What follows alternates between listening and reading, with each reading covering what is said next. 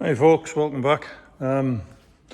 First part of the video was shot about a week and a half ago, but I've been a bit under the weather, so I haven't been up, hence the reason I haven't had a video out for a couple of weeks, well 3 or so I think.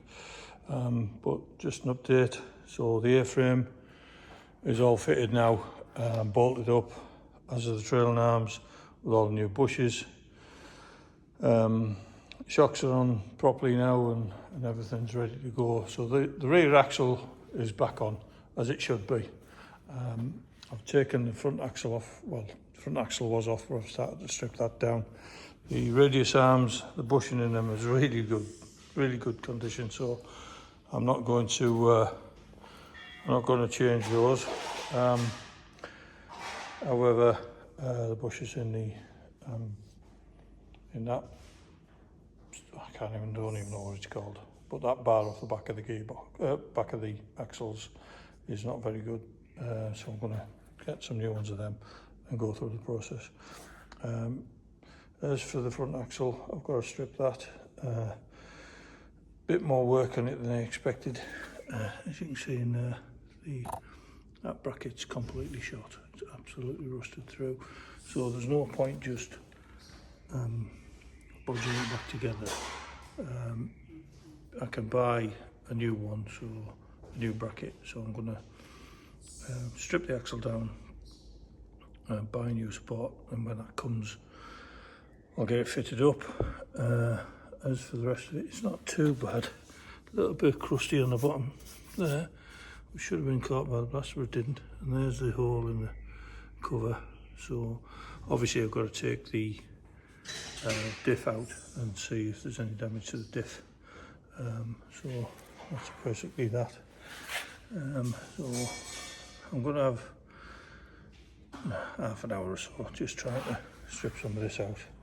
I'll probably start to put a bit of paint on the radius arms because I can.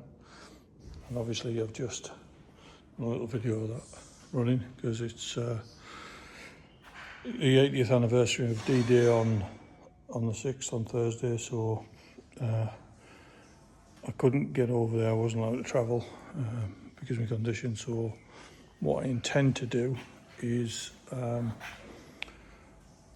started up, give it a run, make sure the battery's charged, check the oil, check the water. I need a bit of air in that rear tyre, so I'll do that as well tomorrow, and I'll put some more petrol in it, because if I don't, it'll just run out in no time, because it does about 18 to the gallon, and a mad 40 mile an hour. But yeah, so that's it. So I'll do a little bit of time lapse to finish off.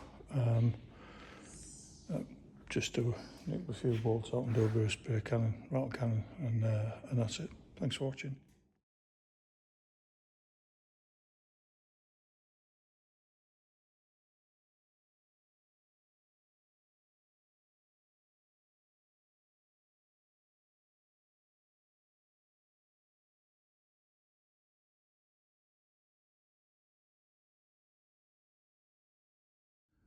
Well, I was going to end it in the last bit of nattering on, me bollocks, but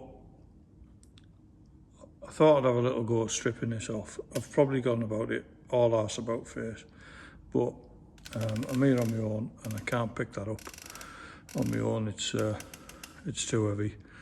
So I thought I'd start stripping some of it off, but there's a few pinholes in that outer case for the diff as well, which needs to be repaired. So, and the nuts are so corroded I can't get anything on them. So I'm going to wait till I get a hand, which will probably be next week. I'll get it up on a bench and then strip the hubs off, strip the shafts out, figure out a way of getting the diff out. But in the meantime, I'll see if I can either source a new case or a second-hand case, axle case, and if not, a way of extracting those bolts. So I might have to double nut and then try and drive the studs out, and then put new studs in. But I'll wait and see. It may be worth me just biting a bullet and buying another front axle, but I'll see how I get on. I really don't want to. I want to try and save as much as I can. The welding part I'm not really bothered about. It's getting the rest of the stuff out and seeing whether or not the diff's okay. I have got an avenue of a replacement diff if I need it. Of course, I've got brake calipers and bearings and rotors and everything else ready to go on it. I was just hoping it wasn't going to be as much of a pain in the ass as it is actually going to be. I was dreading taking this apart, but it's proved to surpass all of my expectations. It is truly shit, but they're always salvageable. I hope you liked the little video of the Jeep that I've done on, and I've got the Mercedes coming back in another couple of 3 weeks, ready for the interior, so I'll do a little video on that as well.